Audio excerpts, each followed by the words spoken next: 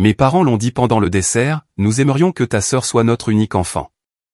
Ma sœur a eu un sourire narquois. Je n'ai pas pleuré. J'ai simplement agi. Une semaine plus tard, leur souhait s'est réalisé et leurs vies ont commencé à s'effondrer. Je m'appelle Juliette Dubois, j'ai 31 ans, et je suis architecte d'intérieur à Annecy, dans les Alpes. L'histoire que je vais vous raconter ne commence pas par un événement dramatique, tout a commencé lors de ce qui semblait être une soirée de réveillon de Noël ordinaire, où tout le monde riait et bavardait autour de la table du dîner, jusqu'à ce que ma mère pose la bûche de Noël sur la table et prononce ces mots. Parfois, j'aimerais qu'Élise soit notre seul enfant. Toute la tablée a éclaté de rire, sauf moi. Je ne me suis pas mise en colère. Je n'ai pas pleuré. J'ai simplement posé ma fourchette et dit doucement, « Eh bien, maman, tu pourrais bien voir ce vœu se réaliser plus tôt que tu ne le penses. » Ils ont cru que je plaisantais. Mais une semaine plus tard, cette phrase est devenue réalité et leur petit monde parfait a commencé à s'effondrer, morceau par morceau. Ce jour-là, il faisait si froid dans les Alpes que l'air lui-même semblait se figer en une brume blanche. À l'intérieur de la maison de banlieue près de Lyon, l'odeur de la dinde au marron, mêlée de cannelle et de noix de muscade, flottait dans la salle à manger. Une chaude lumière jaune illuminait la longue table en bois où la nappe brodée à la main, que ma mère chérissait depuis des décennies, avait été une fois de plus sortie pour Noël. J'étais assise à l'extrême gauche de la table, la place habituelle que personne ne réclamait jamais, comme si ce siège existait pour la personne suffisamment présente pour être polie, mais jamais destinée à être au centre de l'attention. Élise, ma sœur cadette, était assise en face de moi, ses boucles dorées parfaitement coiffées, vêtue d'une robe en laine crème qui encadrait sa silhouette élancée. Elle venait de rentrer de Paris après avoir pris du temps pour se concentrer sur son roman, une phrase que ma mère aimait répéter avec fierté, comme si notre famille abritait une icône littéraire. Mon père, Michel, était assis en bout de table, hochant la tête et souriant pendant que maman racontait l'histoire de la petite interview d'Élise dans un magazine parisien. Je restais immobile, découpant tranquillement ma dinde, souriant au bon moment, acquiesçant aux bons signaux et gardant le silence de toutes les bonnes manières. Lorsque le dessert a été apporté, ma mère a posé la bûche sur la table, le plat dont elle était toujours la plus fière. Recette de famille, disait-elle, bien qu'en réalité elle vienne de la pâtisserie du coin, avec un peu de crème chantilly ajoutée pour une touche maison. Elle a versé le vin, levé son verre, la voix un peu rauque d'excitation. Je veux juste dire à quel point je suis reconnaissante cette année pour Élise, pour sa créativité, son cœur, son courage de poursuivre ses rêves. Elle m'a jeté un regard, ses yeux vacillants comme si elle essayait de se souvenir de mon nom, puis a ajouté maladroitement, et pour Juliette, bien sûr, pour être toujours si fiable. J'ai souri et dit, merci. Fiable, un mot qui sonne comme un compliment, mais qui dans notre famille signifiait que j'étais doué pour rester immobile et endurer. Puis elle a coupé la bûche, servi les parés, comme toujours, a commencé l'une de ses remarques mi-plaisanterie, mi-vérité. Vous savez, dit-elle d'une voix légère et égale. Parfois, j'aimerais qu'Élise soit notre seul enfant. La vie serait tellement plus simple. Les mots ont résonné par-dessus le cliquetis de l'argenterie et le bruit du vin versé dans les verres. Un bref silence a suivi, puis toute la table a éclaté de rire. Élise riait le plus fort, sa voix aiguë et claire comme des verres de cristal qui s'entrechoquent. Ne t'inquiète pas, maman, dit-elle, à moitié en plaisantant, à moitié sérieusement. On l'aime quand même. Mon père a secoué la tête en riant et a tapoté la main de ma mère. Diane, ne commence pas, ma mère a simplement haussé les épaules, les yeux brillants de ce plaisir étrange, le genre de joie que ressent quelqu'un qui a dit à voix haute ce qu'il a toujours pensé, et que personne n'ose contester. Je n'ai rien dit. J'ai simplement posé ma fourchette lentement. À l'intérieur, un espace froid et vide s'est ouvert. Pas de la douleur, mais le silence étrange d'une vieille blessure qu'on touche à nouveau. J'ai regardé autour de la table, les gens que j'aimais, ceux à qui j'avais envoyé des milliers d'euros pour aider à réparer leur toit l'année dernière, ceux pour qui j'avais acheté à Élise un nouvel ordinateur portable pour qu'elle puisse écrire ses histoires. Tous riaient, et moi, celle qui avait passé toute sa vie à essayer de prouver qu'elle en valait la peine, j'étais assise là comme une étrangère dans ma propre famille. J'ai pris une gorgée d'eau, puis j'ai relevé la tête, ma voix basse mais claire. Eh bien, maman, tu pourrais bien voir ce vœu se réaliser plus tôt que tu ne le penses. L'air dans la pièce s'est instantanément refroidi. Les rires se sont éteints comme si quelqu'un avait coupé le son. Ma mère s'est figée, le couteau en suspens au-dessus de la bûche. Élise m'a regardé, la bouche encore incurvée, mais les yeux vacillants. Mon père s'est raclé la gorge, prêt à changer de sujet, mais personne n'a relevé. Seul le tic-tac de l'horloge murale s'éternisait lentement dans une pièce épaisse de cannelle et de silence. Je n'avais pas besoin d'en dire plus. Dans mon esprit, les pièces du puzzle se sont enfin assemblées. Les dîners silencieux, les anniversaires oubliés, les blagues qui me blessaient pendant que je me forçais à en rire. Je comprenais maintenant que ce qu'il venait de dire n'était pas une blague. C'était la vérité qu'il portait depuis des années, enveloppée de vin et de rire. Et à ce moment-là, j'ai su que j'en avais fini avec tout ça. J'ai souri doucement, je me suis levé, j'ai débarrassé mon assiette et j'ai dit calmement « Merci pour le dîner ». La bûche était excellente. Ma voix était stable. Pas de tremblement, pas de colère. Une seule chose restait, la clarté. Alors que je sortais de cette maison, la neige avait commencé à tomber. La lumière du porche brillait sur la fine couche de première neige, projetant un faible reflet sur la vitre de ma voiture. Je me suis assise au volant, les mains posées dessus, écoutant le vent s'engouffrer dans les arbres et pensant, s'ils voulaient vraiment une vie sans moi, alors il était peut-être temps de la leur donner. Et dans le souffle glacial de cette nuit d'hiver alpestre, je l'ai senti clairement, quelque chose en moi venait de se terminer, et quelque chose d'autre, de plus fort, venait de commencer. J'ai quitté la banlieue de Lyon alors que l'horloge du tableau de bord indiquait 23h47. La neige tombait drue, recouvrant la route de blanc, et le vent froid soufflait à travers les montagnes comme la longue expiration de l'hiver. Mes phares perçaient le brouillard, révélant des tourbillons de neige dansant dans les airs avant de disparaître à nouveau, comme chaque effort que j'avais fait au cours des 31 dernières années, apparaître, briller un instant, puis s'évanouir dans le silence. La route pour rentrer à Annecy m'était si familière que j'aurais pu la conduire les yeux fermés. Mais ce soir, tout semblait différent. Chaque virage, chaque panneau, chaque portion sombre de l'autoroute me donnait l'impression de traverser les années de mon propre passé. Les années que j'avais passées à essayer de prouver ma valeur à des gens qui n'avaient jamais vraiment voulu la voir. Le rythme régulier des essuie-glaces, le crissement des pneus sur la neige et la musique douce à la radio se fondaient en une chanson mélancolique que je n'avais jamais entendue auparavant. Je n'ai pas pleuré. Ce que je ressentais maintenant n'était pas la douleur aiguë à laquelle je m'étais habitué, mais un vide profond, comme si quelqu'un avait creusé un espace creux dans ma poitrine et l'avait laissé geler. J'ai pensé à ma mère, Diane, et à la façon dont elle m'avait regardé à un mariage de famille l'année dernière, alors que je portais une simple robe bleu marine. Elle m'avait jeté un regard et dit assez fort pour que quelques personnes à proximité entendent, « Ma chérie, la prochaine fois, choisis quelque chose d'un peu plus cher. Celle-ci fait bas de gamme. » Je me souviens m'être forcé à sourire, répondant en plaisantant, « J'aime la simplicité, maman. » Mais plus tard dans la nuit, en regardant les photos de groupe, j'ai vu ses yeux posés sur Élise, la louant pour son élégance et sa sophistication. Je me souviens encore de ce nœud dans ma gorge, non pas de gêne, mais de la prise de conscience que peu importe mes efforts, aux yeux de ma mère, je serai toujours l'ombre fanée à côté de l'enfant dont elle était vraiment fière. Puis j'ai pensé à mon père, un homme calme et stable qui pouvait blesser quelqu'un avec une seule remarque désinvolte. Quand j'avais 26 ans, après que mon cabinet eut remporté l'appel d'offres pour concevoir les intérieurs d'un grand hôtel à Lyon, j'ai appelé à la maison avec la nouvelle, espérant l'entendre dire « Bravo. Je suis fier de toi. » Mais il est resté silencieux pendant quelques secondes, puis a dit « C'est bien. Mais Élise a plus de talent que toi. Elle écrit si bien. Si elle s'y met, elle sera probablement célèbre bientôt. » Les mots étaient aussi légers que l'air. Pourtant, je me souviens être resté figé au milieu de mon bureau, le téléphone toujours à la main, mes yeux fixés sur la baie vitrée, sur les lumières de Lyon qui brillaient de mille feux dans la nuit. Les lumières étaient éblouissantes, mais pas assez pour effacer le sentiment d'insignifiance qui se propageait dans ma poitrine. Je me suis aussi souvenu de la fois où Élise a utilisé ma carte de crédit pour acheter un MacBook. Lorsque la banque a envoyé la facture, j'ai cru à une erreur du système.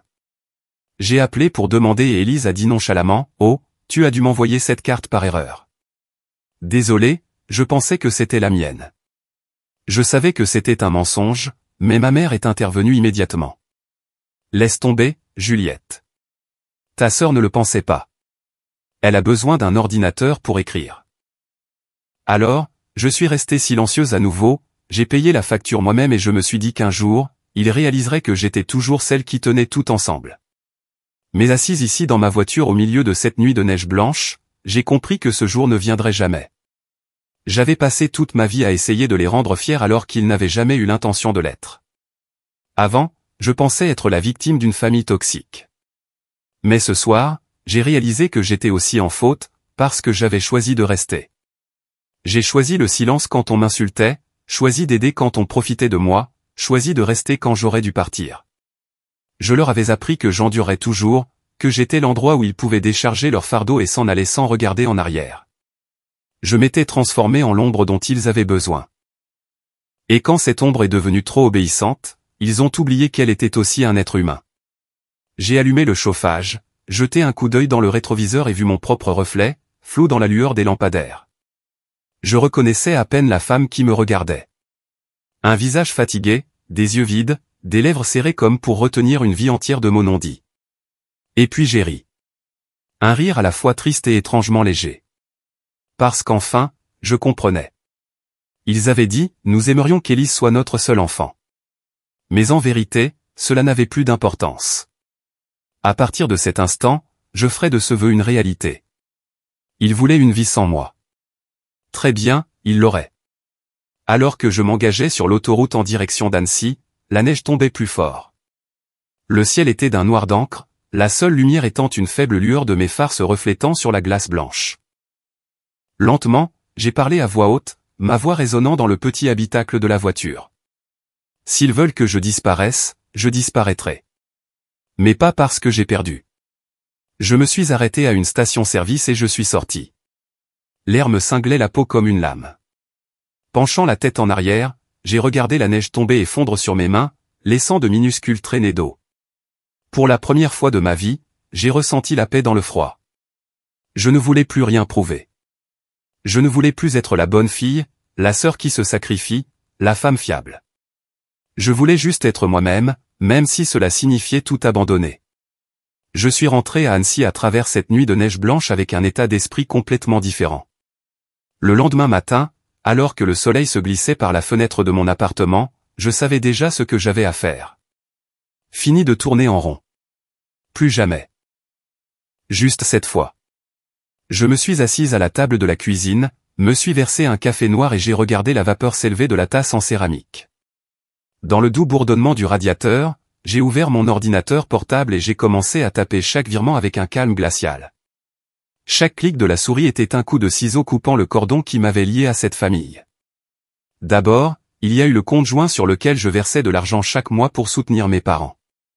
Depuis l'âge de 25 ans, j'y transférais un tiers de mon revenu, croyant accomplir mon devoir.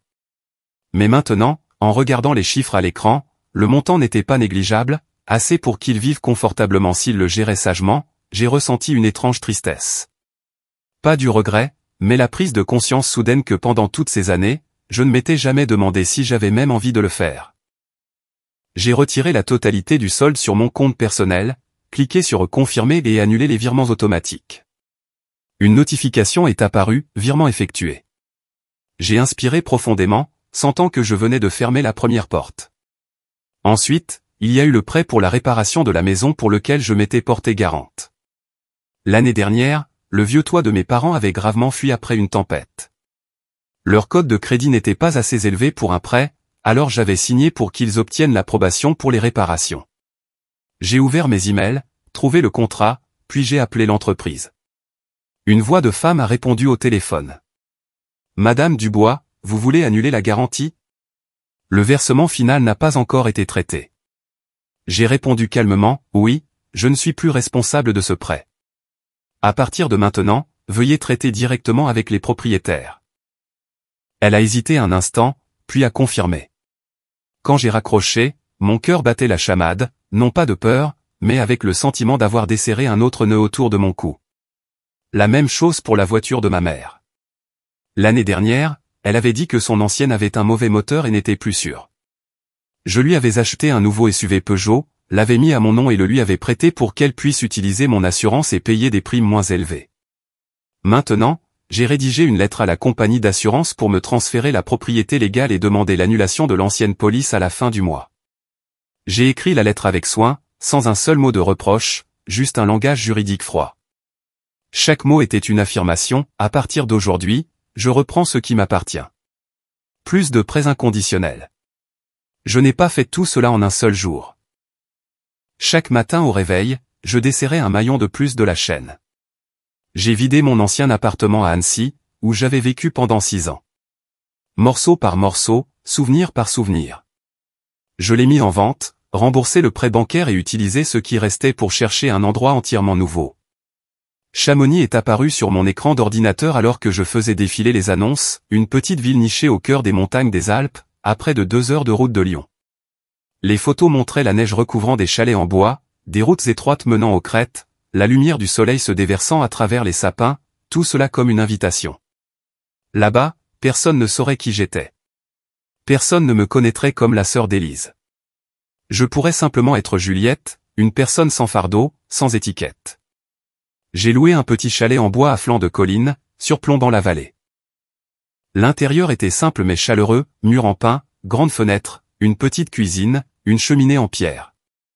Je m'imaginais y préparer du café le matin, regardant la neige tomber par la fenêtre. Cette pensée m'a rempli d'une paix étrange. J'ai commencé à emballer mes affaires, les plans, les livres d'architecture, les quelques photographies que j'aimais vraiment. J'ai laissé derrière moi les faux cadeaux, les souvenirs qui portaient le poids d'être négligés. Chaque carton scellé était un autre chapitre de ma vie qui se fermait. La nuit avant de quitter Annecy, j'ai ouvert ma messagerie et écrit une seule ligne à mes parents. Pas d'explication, pas de justification, pas de colère, juste un message aussi froid que la glace. Vous avez souhaité une vie sans moi. Félicitations. À partir d'aujourd'hui, elle est à vous. J'ai fixé les mots sur l'écran, la main posée sur la souris. Je me suis souvenu de chaque fois que j'avais baissé la tête, de chaque virement que j'avais fait, de chaque sourire que j'avais forcé. Ils sont apparus et se sont estompés comme de la buée sur une vitre. Puis j'ai cliqué sur envoyer. Un son doux a retenti. Le message était parti. J'ai fermé l'ordinateur portable et je me suis levé. Dehors, la neige tombait plus épaisse maintenant, recouvrant la rue calme comme une couette blanche. Je suis sorti sur le balcon et j'ai pris une grande inspiration. L'air glacial s'est engouffré dans mes poumons, mais pour la première fois, j'avais l'impression d'inhaler la liberté. Je savais que demain ne serait pas facile. Ils appelleraient, enverraient des textos, essaieraient par tous les moyens de me faire revenir. Mais cette fois, je ne reviendrai pas. J'avais repris ma voie. J'avais réalisé leurs vœux, non pas pour les punir, mais pour me sauver. Et dans le froid de cette dernière nuit à Annecy, j'ai compris que ce n'était pas du tout une fin, mais le début d'une autre vie, une vie que je construirais de mes propres mains. Plus comme une ombre à côté d'Élise. Plus comme la sœur qui porte tout. Juste Juliette, une femme libre enfin. Une semaine après avoir envoyé l'email, les premiers signes de chaos ont commencé à se manifester, non pas là où je vivais maintenant, mais là d'où j'étais parti. Je le savais parce que mon téléphone n'arrêtait pas de vibrer, bien que je n'ai jamais décroché. Le numéro de ma mère, puis celui de mon père, puis des numéros inconnus. Je savais qu'Élise avait dû emprunter le téléphone de quelqu'un d'autre. Je regardais les appels s'afficher à l'écran et les laisser sombrer dans le silence. Je n'avais plus besoin de m'expliquer. Chaque mot que j'avais jamais prononcé, chaque plaidoyer, chaque effort pour me prouver avait été jeté par la fenêtre par eux depuis longtemps. Maintenant, ils allaient devoir vivre avec le vœu qu'ils avaient prononcé à voix haute. Une vie sans moi. Le lundi matin, j'ai reçu un email automatique de la banque, une copie de l'ancien relevé du compte que j'avais partagé avec mes parents pour les aider à couvrir le prêt immobilier mensuel. Cette fois, une ligne rouge se détachait, prélèvement automatique échoué. Fonds insuffisant. J'ai laissé échapper un petit rire, non pas de joie, mais parce que c'était exactement comme je l'avais prédit. Chaque mois, j'avais discrètement comblé le déficit car le revenu de retraite n'était pas suffisant pour couvrir les factures. Maintenant, ce prêt n'avait plus personne pour le soutenir. Le premier bouclier était tombé. Je pouvais presque imaginer ma mère paniquer lorsque la banque appellerait, sa voix tremblant à l'idée de perdre la maison familiale que j'avais aidé à maintenir pendant toutes ces années.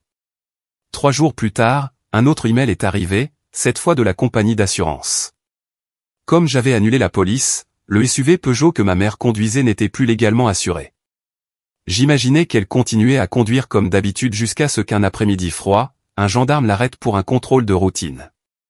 Je pouvais le voir si clairement, elle dans un lourd manteau d'hiver, les mains tremblantes en tendant les papiers et recevant une amende pour conduite sans assurance valide. Ma mère, qui s'était toujours targuée d'être la parfaite maîtresse de maison, n'avait probablement jamais imaginé un tel moment. Puis ce fut le tour d'Élise. Elle a appelé au milieu de la nuit, laissant un message vocal de près de 4 minutes. Je l'ai écouté une fois, juste pour confirmer qu'elle était toujours exactement la même, sûre d'elle, accusatrice et dramatique. Tu es si mesquine, Juliette. Je voulais seulement emprunter un peu d'argent pour ouvrir mon atelier d'écriture, mais la banque a dit qu'elle ne pouvait pas approuver parce que tu as retiré ta garantie. Sais-tu ce que ça m'a fait? Maman pleure toute la journée. Tu veux nous voir nous effondrer? D'accord, tu as gagné. Tu as toujours été la plus froide. J'ai écouté cette voix, un mélange de colère et de supplication, et j'ai réalisé que je ne ressentais rien. Pas de pitié, pas de fureur, juste une immobilité absolue. Mon père a suivi. Il a appelé à plusieurs reprises, laissant des messages courts, parfois autoritaires, parfois suppliants. Rappelle-moi. Ça a été trop loin. Ta mère est en train de s'effondrer. S'il te plaît, rentre à la maison. Arrête d'agir comme une enfant, Juliette. Chaque mot résonnait dans ma tête, et tout ce que je pouvais penser était, s'ils savaient à quel point je suis devenu adulte au moment où ils ont continué à me traiter comme une enfant, peut-être qu'ils n'auraient pas dit ça. Je n'ai pas supprimé les messages. J'ai simplement désactivé les notifications. Chaque appel manqué, chaque message vocal non écouté devenait une brique de plus dans le mur de liberté que je construisais, le mur que je n'avais jamais osé construire auparavant. À Chamonix, ma vie a commencé à trouver son rythme. Chaque matin, je me réveillais tôt et ouvrais la fenêtre pour respirer l'air vif de la montagne. La lumière du soleil scintillait sur la neige, si brillante qu'elle me faisait plisser les yeux. J'ai acheté une petite table en bois et l'ai placée près de la fenêtre où je pouvais travailler sur des projets de design en freelance. Quand je dessinais, le temps semblait s'arrêter. Plus de téléphone qui sonne, plus de voix remplies de culpabilité ou de reproches. Juste le son d'un crayon glissant sur le papier et le battement régulier de mon cœur. J'ai appris à écouter le silence, ce son que je craignais autrefois, mais qui était devenu la bande-son de ma renaissance. Pendant ce temps, près de Lyon, les dominos ont commencé à tomber. J'ai eu des nouvelles par une vieille amie de ma mère, Hélène, qui m'a envoyé un email demandant « Est-ce que tu vas bien, Juliette? Ta mère n'a pas l'air bien. La maison est sous la pression de la banque, et Élise est partie depuis quelques jours. Ton père a l'air épuisé. » J'ai lu le message tranquillement, puis j'ai répondu par une seule ligne « Merci de prendre de mes nouvelles. Je vais bien. » Je n'ai pas demandé plus de détails car je savais déjà ce qui se passait. Ma mère m'appelait probablement tous les jours, m'accusant de détruire la famille, ne réalisant jamais que j'avais simplement cessé de jouer le rôle de leur sauveuse. Il ne s'effondrait pas parce que j'étais parti. Il s'effondrait parce qu'ils n'avaient jamais appris à se tenir debout sans que quelqu'un les soutienne. Un soir, alors que j'étais assise près de la cheminée, mon téléphone a de nouveau vibré. Un nouveau message de ma mère. Juliette, s'il te plaît, reviens. Je sais que j'ai dit des choses que je n'aurais pas dû. Ton père ne mange plus. Élise s'effondre. Nous avons besoin de toi. Arrête d'agir comme une enfant, s'il te plaît. J'ai lu ce message encore et encore, mot par mot. Arrête d'agir comme une enfant. Quelle ironie. Il me traitait d'enfantine pour avoir fait la seule chose qu'un adulte doit finalement faire, fixer des limites.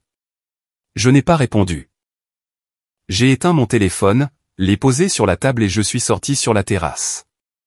La nuit était sombre, la neige tombait lentement, le clair de lune transformant la forêt de sapins en argent liquide. J'ai enfilé un pull en laine et je me suis assise sur la chaise en bois, regardant le ciel. Plus de colère, plus de douleur, seulement l'immobilité. La chose même que j'avais autrefois prise pour de la solitude, mais que je reconnaissais maintenant comme le signe de la liberté. J'ai réalisé que certaines vies ne commencent vraiment qu'après avoir laissé tout s'effondrer sans se précipiter pour le sauver. Quelque part au-delà des montagnes des Alpes, je savais que Lyon sombrait dans le chaos. Et moi, j'étais ici, dans mon petit chalet, apprenant à respirer à nouveau. Chaque sonnerie sans réponse était une respiration plus profonde. Chaque email supprimé était un pas de plus vers la vie que j'avais choisie. Et dans ce silence, j'ai compris quelque chose de profond. Parfois, la plus grande vengeance n'est pas de faire souffrir quelqu'un d'autre. C'est de vivre si paisiblement que leur douleur ne peut plus vous atteindre. Le premier matin à Chamonix, je me suis réveillé avant que le soleil ne se lève au-dessus des sommets enneigés. L'air était vif et froid, se glissant à travers les fentes du cadre de la fenêtre, transportant le léger parfum des pins, la manière silencieuse de la forêt de me souhaiter la bienvenue. J'ai ouvert la fenêtre et regardé la vallée en contrebas, encore endormie sous une couche de brume.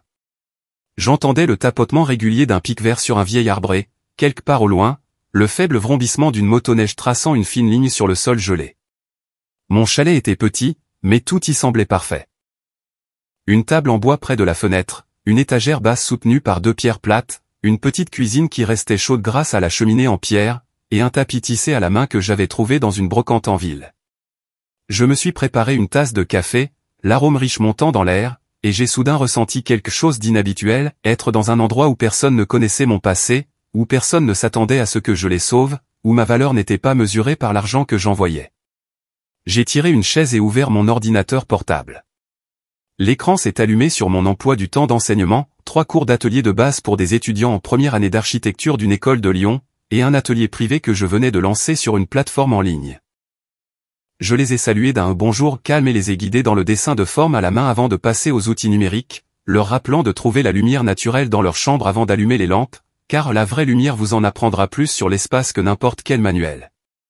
Des visages remplissaient les petits carrés de mon écran, curieux, maladroits, mais les yeux brillants. Quand ils ont montré leur croquis à la webcam, je n'ai pas seulement vu des lignes et des angles. J'ai vu ce que l'architecture m'avait toujours appris, à l'intérieur de chaque structure, il y a une histoire qui attend d'être entendue.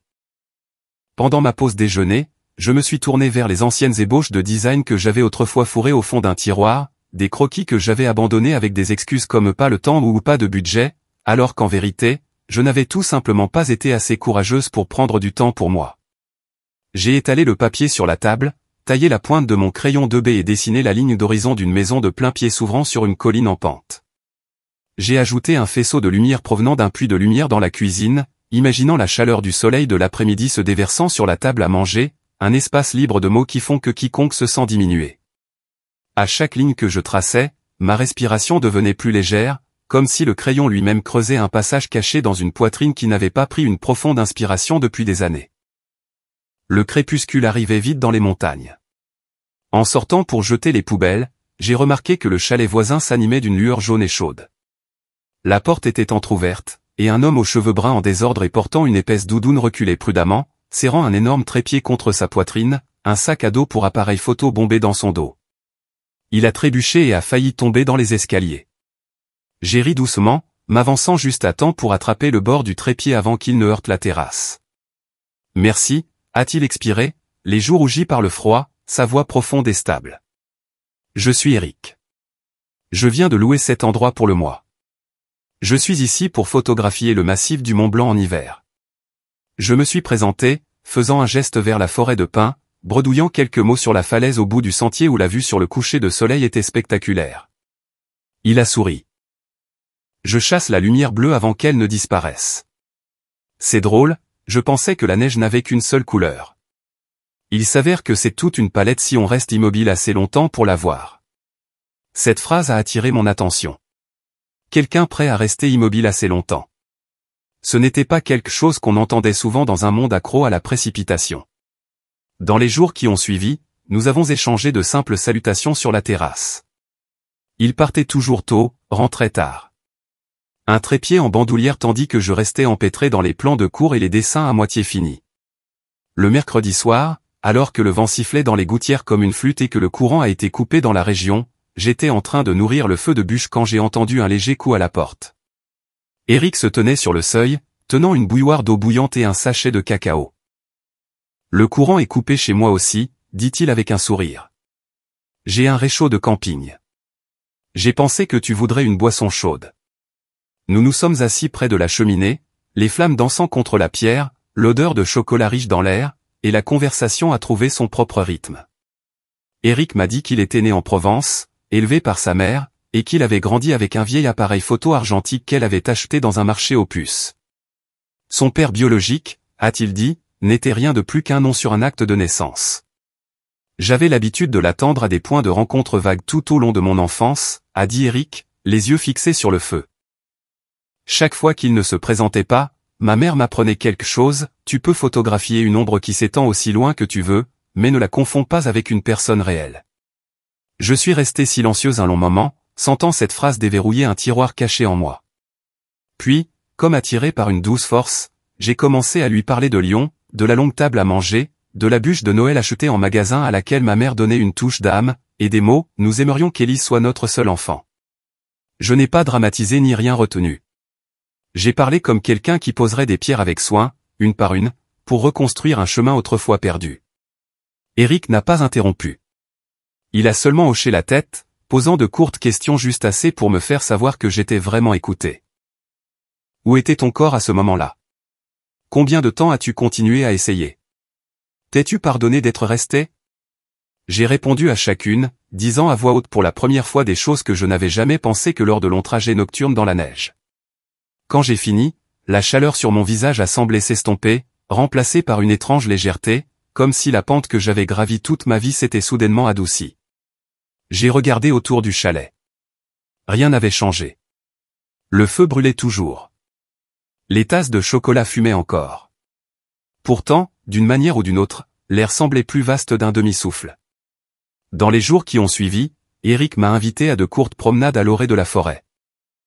Il m'a montré comment il attendait la lumière, installant l'appareil photo tôt, cadrant la photo, puis s'asseyant immobile jusqu'à ce que le ciel change de ton d'une manière que la plupart des yeux ne remarqueraient jamais. La lumière est le premier compteur, dit-il.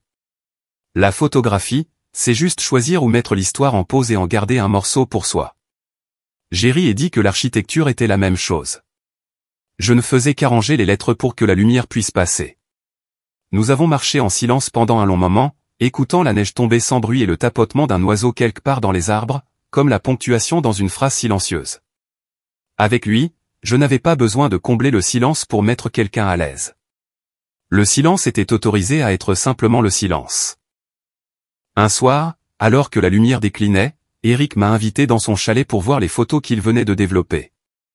Les murs étaient tapissés de petits cadres, les crêtes déchiquetées d'une montagne où les nuages avaient ouvert une brèche, les ombres des sapins s'étirant sur un lac gelé comme les bras tendus de quelqu'un, une ondulation dans la neige où le vent avait sculpté une vague. Je suis resté longtemps devant une photographie d'une petite maison en bois blotti au milieu d'un vaste paysage blanc. De minuscules traces d'oiseaux parsemaient le toit, et une lueur jaune et chaude emplissait sa seule fenêtre, comme l'œil de quelqu'un qui veillait tard. Cette maison me rappelle qu'il y a encore des choses dans ce monde qui tiennent bon, même quand le vent change, a-t-il dit. J'ai avalé une étrange gratitude, car j'avais l'impression qu'il venait de parler pour moi, pour mon petit chalet. Cette nuit-là, je me suis assise à mon bureau et j'ai rouvert le croquis intitulé Une maison pour une. Pour la première fois, je l'ai dessiné comme s'il était destiné à moi. Une fenêtre encadrant les pins à l'ouest, un puits de lumière au-dessus de la cuisine pour laisser la pluie jouer sa musique, un coin lecture juste assez grand pour une personne et un chat imaginaire. En petites lettres, j'ai écrit une note dans le coin, espace sur où le silence n'a pas besoin de permission. Certains soirs, après de longues heures d'enseignement qui me laissaient la gorge sèche, je marchais jusqu'au bord de la colline, respirais l'odeur des pins et écoutais le faible craquement de la glace lointaine, un doux rappel que tout change, lentement mais sûrement. Mon téléphone vibrait encore de temps en temps avec un appel ou deux. Je le gardais en mode silencieux, face contre table, comme pour poser la dernière pierre pour bloquer un vieux ruisseau. De cette distance, je pouvais voir une vérité qui ne faisait plus mal. Je n'appartenais plus à l'endroit que j'avais quitté. Et étrangement, la tristesse qui accompagnait cette prise de conscience semblait légère, presque tendre. Un soir, alors que nous rentrions du bois avant une tempête de neige, Éric a demandé sans me regarder, « Penses-tu que tu y retourneras un jour ?» J'ai secoué la tête. Je retournerai à ma propre version de moi, celle que j'ai abandonnée pendant trop longtemps. Quant à eux, probablement pas, il n'a rien dit, se contentant de placer une autre bûche dans le feu. Dans le crépitement du bois qui brûlait, j'ai soudain vu une vérité que je n'avais jamais nommée auparavant. Parfois, la famille n'est pas là où vous êtes né, c'est là où vous êtes enfin vu. À Chamonix, au milieu de la neige et des pins, entre le tapotement des pics verts et la respiration régulière d'un voisin qui savait attendre la lumière, j'ai commencé pour la première fois à me sentir prendre forme. Plus l'ombre de personne. J'ai arrêté de compter combien de fois ils appelaient, arrêté de mesurer combien de fois j'avais aidé. Chaque matin où j'ouvrais les yeux était une page blanche. Chaque soir où je fermais ma porte était une ligne douce écrite dessus, « Aujourd'hui, j'ai vécu selon mes propres termes. » Et dans cette simplicité, une renaissance tranquille avait lieu. Pas bruyante, pas performative, n'ayant pas besoin de validation. Comme une source souterraine cherchant un chemin sous la terre gelée. Lente, patiente et certaine. 3 mois s'étaient écoulés depuis le jour où j'avais quitté la région de Lyon. L'hiver s'était estompé, et la neige à Chamonix fondait lentement, révélant les premières plaques d'herbe verte au-delà de la terrasse de mon chalet. Mes journées avaient trouvé un rythme calme et doux, enseigner le matin, dessiner l'après-midi, partager du thé et de la musique avec Eric le soir. Je ne mesurais plus le temps par des messages ou des factures, mais par la lumière changeante à travers les pins, vert pâle le matin, doré à midi, gris-violet au crépuscule. J'avais presque oublié que quelque part, là-bas, la vie près de Lyon existait encore avec les gens qui m'avaient autrefois appelé l'enfant en trop. Mais un matin de mars, alors que je révisais le projet architectural d'un étudiant, un coup à la porte m'a surprise. Le facteur se tenait là, dans un manteau marron, tenant une enveloppe épaisse estampillée du sceau d'un cabinet d'avocat. J'ai signé pour la recevoir, une lueur d'inquiétude me traversant, et je l'ai ouverte directement sur la table. À l'intérieur se trouvait une lettre officielle, au ton rigide, pleine de jargon juridique. Chère Madame Juliette Dubois, nous représentons le Crédit Alpin. Récemment, une demande de prêt immobilier a été soumise sous votre nom, portant une signature qui correspond au dossier que nous avons en notre possession. Cependant, lors de la vérification, nous avons découvert que la demanderesse était Madame Diane Dubois, votre mère. Pour garantir la sécurité du crédit et prévenir la fraude, veuillez confirmer si vous avez autorisé cette demande. Je me suis figé. Mes mains tremblaient en arrivant à la dernière ligne. Si nous ne recevons pas votre autorisation, la banque engagera une enquête pour usurpation d'identité. Ma mère, la femme qui disait « on est une famille, on ne compte pas ». Celle qui m'accusait d'agir comme une enfant quand j'avais coupé les ponts, elle avait utilisé mon nom, ma signature, pour emprunter de l'argent afin de sauver la maison, cette même maison dont j'avais discrètement couvert le prêt pendant des années. Je me suis assise, le cœur battant à tout rompre. La partie rationnelle de moi voulait appeler immédiatement un avocat, mais émotionnellement, il n'y avait qu'un vide étrange. Je pensais être habitué à la trahison, mais venant de la personne qui m'avait autrefois chanté des berceuses, elle me transperçait encore comme la première fois. Je n'étais plus en colère. Je ne ressentais que de la peine pour une mère qui avait choisi la tromperie plutôt que l'humilité, la manipulation plutôt que d'apprendre simplement à s'excuser. J'ai appelé mon avocat à Lyon et lui ai expliqué la situation. Sa voix était calme. Vous devez soumettre une déclaration officielle déclinant toute responsabilité immédiatement. C'est une infraction grave et la banque pourrait porter plainte si cela n'est pas clarifié. Je me suis entendu répondre, je comprends. Faites le nécessaire. Je ne veux pas les poursuivre. Je veux juste qu'ils sachent que je ne les protégerai plus. Quand j'ai raccroché, j'ai expiré profondément. Dehors, les pins se balançaient dans le vent, leur paix absurde face à la tempête qui faisait rage maintenant près de Lyon. 2 jours plus tard, Eric a posé une page imprimée sur ma table, quelque chose qu'un ami lui avait envoyé. C'était une publication sur les réseaux sociaux d'Élise, partagée publiquement sur son compte avec plus de 3000 abonnés. La première ligne, écrite en majuscule, disait « Et ma sœur a abandonné notre famille pour l'argent ». En dessous, il y avait une longue série de demi-vérités et de fabrications. Que j'avais laissé mes parents crouler sous les dettes. Que j'avais coupé les ponts parce que je refusais d'aider pour une petite somme. Que j'avais choisi l'argent plutôt que l'amour. Il y avait même une vieille photo de nous deux dans le jardin avec la légende d'Élise en dessous, parfois, les liens du sang ne font pas une famille. J'ai lu chaque mot, sans hâte, sans éviter. Sous la publication, il y avait des centaines de commentaires partagés. Certains offraient de la sympathie, d'autres en rajoutaient, mais quelques-uns ont commencé à poser des questions. Si elle était vraiment si froide, comment se fait-il que votre famille vivait si confortablement avant? Je n'ai pas réagi. Mais dans le petit monde de la banlieue lyonnaise, les histoires se sont répandues comme une traînée de poudre. De vieux voisins, des camarades de lycée, ils ont commencé à assembler les fragments dont ils se souvenaient. Ils se sont rappelés comment je rentrais tôt chaque année pour aider ma mère à préparer Noël. Comment la nouvelle voiture de ma mère avait été immatriculée à mon nom. Comment j'étais celle qui s'était portée garante quand ils avaient réparé leur toit. Toutes les vérités qui avaient longtemps été enfouies sous l'illusion de l'amour familial ont commencé à refaire surface une par une. Un vieil ami m'a envoyé un message. Les gens parlent de ta mère au café près de ton ancienne maison. Ils disent qu'elle a utilisé ton nom pour contracter un prêt. Tout le monde est choqué. Je n'ai pas répondu. J'ai simplement fermé mon téléphone. Je n'avais plus besoin de me défendre. La vérité parlait pour moi. Et puis, comme il arrive toujours avec les maisons construites sur de fausses fondations, tout a vraiment commencé à s'effondrer. Mes parents ont été soumis à une enquête par la banque. Leurs comptes ont été temporairement gelés. La maison dont ils avaient fièrement affirmé qu'elle était presque payée s'est avérée bien plus endettée qu'ils ne le réalisaient. Ils ont commencé à se disputer. J'ai tout appris par Hélène, la voisine qui était proche de ma mère depuis plus de 20 ans, grâce à un email qu'elle m'a envoyé. Ta mère reproche à ton père de ne pas avoir empêché Élise de trop dépenser, et ton père dit que ta mère a tout gâché en utilisant ton nom pour le prêt. Ils ont crié toute la nuit. J'ai honnêtement peur qu'ils ne divorcent. Ces mots étaient remplis d'incrédulité, comme si elle ne pouvait pas comprendre comment la famille Dubois, autrefois modèle, était devenue le scandale de la ville. Élise, après que sa publication se soit retournée contre elle, a supprimé son compte et a disparu des réseaux sociaux. J'ai entendu dire qu'elle avait emménagé avec son petit ami à Paris, emportant avec elle ses manuscrits inachevés qui n'ont jamais été publiés. Ma mère s'est retirée de ses amis, et mon père a démissionné de son poste au cabinet comptable parce qu'il ne supportait pas les chuchotements dans son dos. Alors, elle vivait de l'argent de sa fille aînée toutes ces années, disaient les gens. Et ils avaient raison. Ils avaient enfin la vie sans moi qu'ils avaient souhaitée et dont ils s'étaient moqués pendant si longtemps. Maintenant, ils la vivaient pleinement.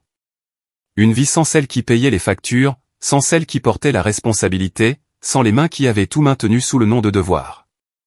Une vie où le confort n'avait plus personne pour le soutenir. Je n'ai ressenti aucune joie, aucun sentiment de vengeance, seulement un silence étrange, comme si je me tenais à l'extérieur d'un bâtiment que j'avais autrefois aidé à construire et que je le regardais s'effondrer parce que ses fondations avaient pourri depuis longtemps. Un soir, alors qu'Éric et moi étions assis sur la terrasse, regardant les sommets des montagnes devenir dorés sous le soleil couchant, il a demandé « Te sens-tu satisfaite ?» J'ai secoué la tête. Non, je me sens juste plus légère. La vérité est enfin libre, et moi aussi. Il a hoché la tête tranquillement, ne disant rien de plus. Nous sommes restés assis en silence, écoutant le vent se faufiler à travers la forêt, l'odeur de pin et de neige se mêlant dans l'air. J'ai fermé les yeux, et pour la première fois depuis des années, mon cœur ne portait aucune trace de culpabilité. Ils avaient eu ce qu'ils voulaient, une vie sans moi. Et comme je l'avais dit un jour, elle s'effondrait. Mais pour moi, leur effondrement n'était pas une fin, mais une renaissance. Parce que parfois, il faut laisser une vieille maison tomber pour que la lumière puisse enfin trouver son chemin. Après tout cela, par un après-midi où les premiers vents printaniers ont commencé à souffler à travers les pins sur les pentes de Chamonix, transportant l'odeur de résine et de terre humide après la pluie, le ciel s'est ouvert sur une douce lumière dominicale. La neige avait presque disparu maintenant, révélant de petites pousses d'herbe verte autour du chalet. J'étais assise près de la fenêtre, ajustant quelques croquis de design quand j'ai entendu le moteur du camion postal en bas de la colline. Le facteur a levé une enveloppe couleur crème et a fait un signe pour Mademoiselle Dubois. Je suis sorti pour la prendre et dès que j'ai vu l'écriture arrondie et légèrement penchée sur le devant, mon cœur s'est serré. Les lettres inégales, inclinées vers la gauche, l'écriture de ma mère. Je suis resté longtemps sur la terrasse, l'enveloppe légère mais lourde, comme si elle contenait une pierre. Plus de 6 mois s'étaient écoulés depuis que j'avais envoyé ce dernier email, la dernière fois que j'avais entendu leur voix. Depuis, seulement une poignée d'appels manqués et de messages supprimés que je n'ai jamais ouverts. Je pensais que le cordon entre nous s'était vraiment rompu. Mais maintenant, tenant la lettre dans mes mains, je pouvais le sentir encore là, non plus comme une chaîne, mais comme un mince fil de quelque chose de non dit. Je suis rentré, je me suis préparé une tasse de tisane à la menthe et je me suis assise à la table en bois. J'ai fixé l'enveloppe pendant quelques secondes de plus, puis je l'ai ouverte doucement. À l'intérieur se trouvaient 3 pages manuscrites. La première ligne m'a coupé le souffle. Juliette, ma fille, si tu lis cette lettre, c'est que j'ai perdu le courage d'appeler. Je sais que je ne mérite plus d'entendre ta voix. L'écriture tremblait, l'encre était tachée par endroits comme si elle avait absorbé des larmes. J'ai continué à lire. Ton père et moi avons été si aveugles, Juliette.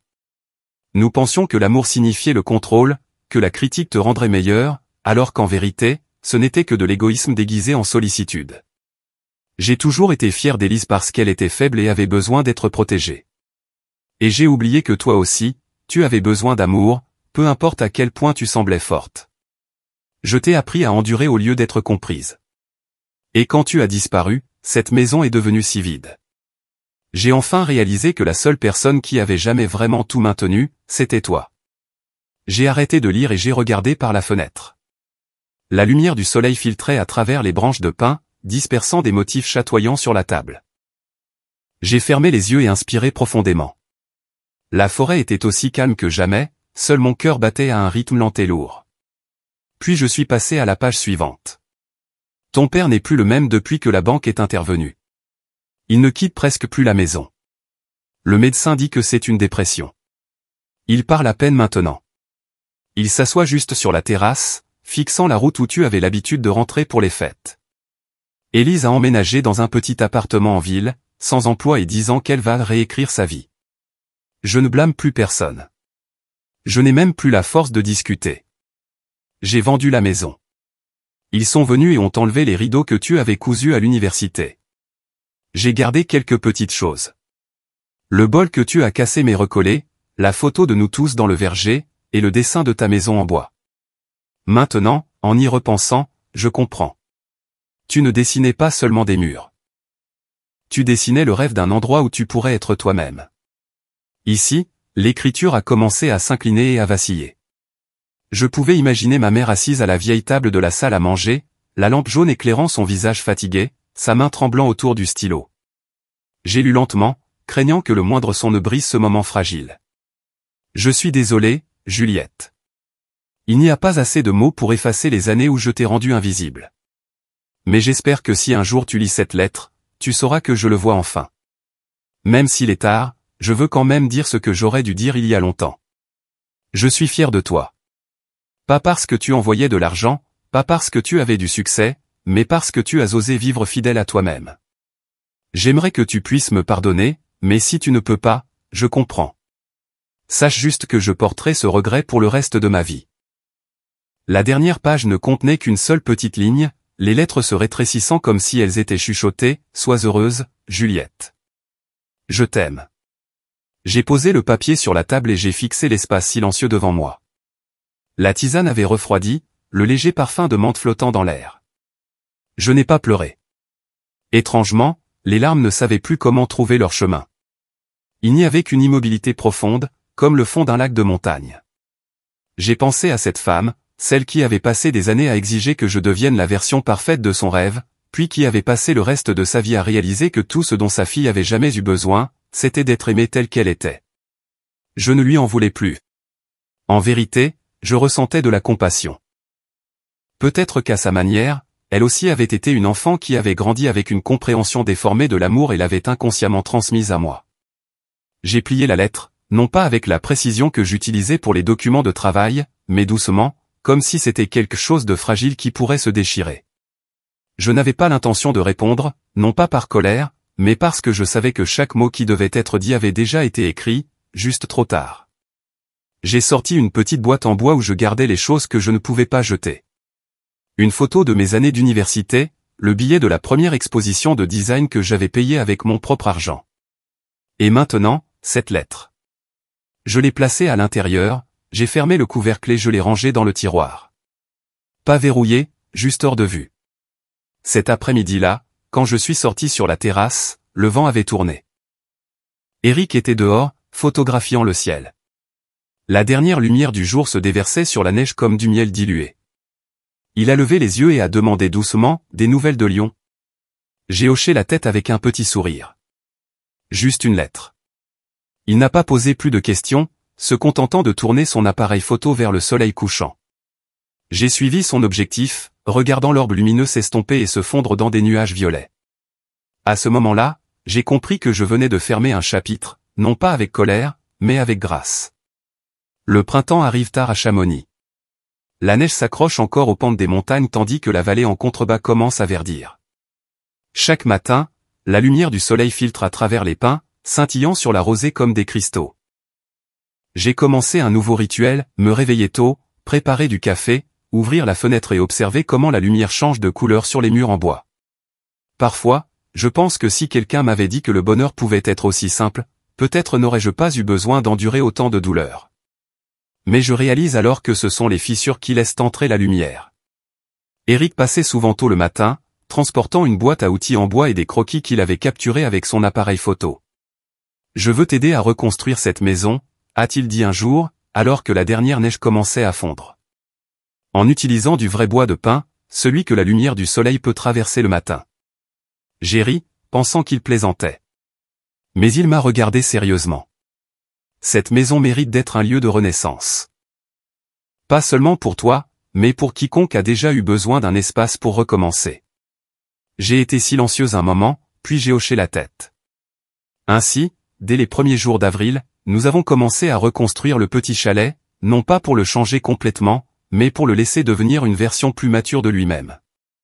Toujours le même chalet, mais avec un nouveau souffle. Les poutres de pin ont été soulevées et mises en place, une par une. J'ai appris à tenir un marteau, à planter des clous, à mesurer des angles, de petites tâches qui apportaient une étrange paix à mon esprit. Eric a reconstruit le cadre de la fenêtre orientée à l'ouest où le coucher de soleil se déversait. Chaque soir, je refaisais les planchers, choisissant un bois plus clair pour que chaque pas résonne avec la chaleur de la vie. Quand nous avons commencé à refaire le toit, Eric a plaisanté, si tu écoutes attentivement, tu entendras ta propre voix dans chaque coup de marteau. Je l'ai regardé, la lumière du soleil scintillant dans ses yeux bruns et chauds, et j'ai soudain compris que certaines personnes n'entrent pas dans votre vie pour vous sauver. Elles viennent pour vous voir vous sauver vous-même. 3 semaines plus tard, la maison était terminée. Elle n'était pas grande. Elle n'était pas élaborée, mais elle avait quelque chose que la plupart des maisons chères n'ont jamais, la sincérité. Le petit salon s'ouvrait sur la terrasse, et les murs étaient ornés des photographies de paysages d'Eric, les pins en hiver, la glace fondante d'un lac, et la lumière bleue dont il m'avait parlé un jour. À côté se trouvait mon espace de travail, où le plan de la maison guérison était accroché, la première maison que j'ai jamais conçue pour moi-même.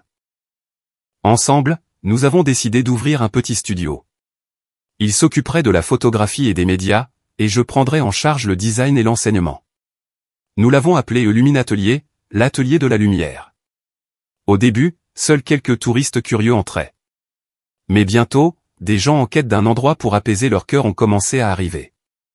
Un photographe qui avait perdu son partenaire. Une enseignante à la retraite qui voulait apprendre à cultiver des fleurs. Un étudiant en architecture en plein burn-out. Il venait, restait quelques jours et repartait avec des yeux plus doux et des pas plus légers. Je ne leur enseignais pas seulement le design, mais l'émotion dans l'espace. Comment la façon dont la lumière se déplace dans une pièce peut changer l'âme de son occupant. Comment le son du vent ou l'odeur du bois peut apporter le calme. J'ai lancé un cours en ligne appelé « Concevoir des espaces de guérison, l'architecture pour se soigner ». À chaque session, je racontais ma propre histoire, non pas comme un conte de souffrance, mais comme un rappel que la première maison que nous devons construire est toujours celle qui est en nous. Eric s'asseyait souvent tranquillement au fond de la classe, ajustant l'éclairage ou enregistrant la session, souriant chaque fois que je mentionnais le mot « guérison ». Il disait que j'avais un don pour transformer la douleur en article. Je répondais simplement, peut-être parce que je n'en ai plus peur. Le soir, nous nous asseyions ensemble sur les marches de la terrasse, sirotant du thé, regardant le clair de lune s'installer sur la forêt. Il parlait de ses voyages et je parlais de mes étudiants. Aucune solitude ne pouvait exister entre deux personnes qui avaient appris la grâce du silence partagé. Un matin du début de l'été, j'ai pris l'appareil photo, un cadeau d'Eric, et j'ai pris une photo sur la terrasse. Nous deux souriant, le chalet en pin nouvellement construit brillant derrière nous sous le soleil. J'ai regardé la photo pendant un long moment, puis j'ai ouvert mon ordinateur portable et j'ai commencé à taper un email. L'adresse était celle que ma mère utilisait depuis des années. Je ne savais pas si elle la consultait encore, mais j'ai tapé chaque mot lentement, comme si j'écrivais à mon propre cœur. Maman, j'ai trouvé la paix. J'espère qu'un jour, tu la trouveras aussi. Rien de plus. Pas de reproches, pas de long adieu. J'ai joint la photo et j'ai cliqué sur envoyer. Un léger son a émané des haut-parleurs et l'écran est devenu noir. J'ai regardé par la fenêtre. Le soleil se déversait déjà sur l'herbe. Peu importait que l'email lui parvienne ou non. Certains messages n'ont pas besoin de réponse pour avoir un sens. Cet après-midi-là, Eric et moi avons marché le long du sentier de montagne. L'air était chaud et des fleurs sauvages violettes s'épanouissaient le long du chemin. Il m'a tenu la main, ne disant rien. Et dans ce silence, j'ai réalisé que je leur avais vraiment pardonné. Pas par des mots, mais par l'absence du besoin de prouver quoi que ce soit. Le pardon, ai-je appris, ne consiste pas à effacer le passé. C'est être capable de le regarder sans douleur. 3 ans ont passé depuis le jour de mon arrivée à Chamonix. Le temps, comme la neige printanière fondant sur les crêtes, s'est doucement déposé sur les cicatrices, non pas pour les effacer, mais pour les intégrer au paysage. La vie ici s'écoule lentement, paisiblement. Chaque jour, je comprends un peu plus ce que signifie vraiment être en paix. Je ne suis plus la femme qui conduisait à travers une tempête de neige en essayant d'échapper à sa douleur. Je suis la femme qui est restée, qui a construit sa propre chaleur, une vie qui n'a plus besoin de rien prouver à personne. Eric et moi avions traversé 3 hivers, 3 printemps et des centaines de matins lumineux dans la vallée blanche. Ensemble, nous avons agrandi le studio, enseignant, photographiant et partageant notre parcours de guérison à travers l'espace et la lumière. Luminatelier est lentement devenu un petit sanctuaire pour ceux qui cherchaient à se retrouver. Des gens qui, comme moi autrefois, portaient de vieilles blessures, à qui on avait dit qu'ils n'étaient pas assez, ou qui étaient réduits au silence dans leur propre maison. Chaque fois que quelqu'un franchissait notre porte, je voyais un reflet de moi-même en eux. Des yeux prudents, des pas hésitants, puis progressivement le retour d'un sourire sincère. Lors de notre 3e hiver, Eric m'a demandé en mariage. Il neigeait légèrement ce jour-là, les flocons dansant dans l'air comme une symphonie sans paroles. Il avait construit un cadre en bois de pin et à l'intérieur se trouvait une photo que j'avais prise lors de notre première année ensemble. Le petit chalet en bois que nous avions construit.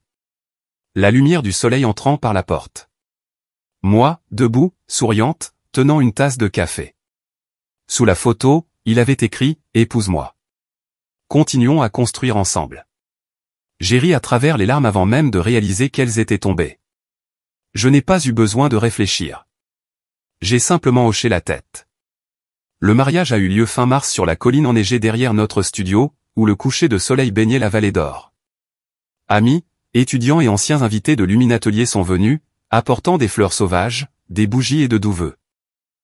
Il n'y avait pas de musique forte, seulement le vent, les rires et le murmure silencieux de la neige. Je portais une simple robe blanche, quelques brins de pin à la taille.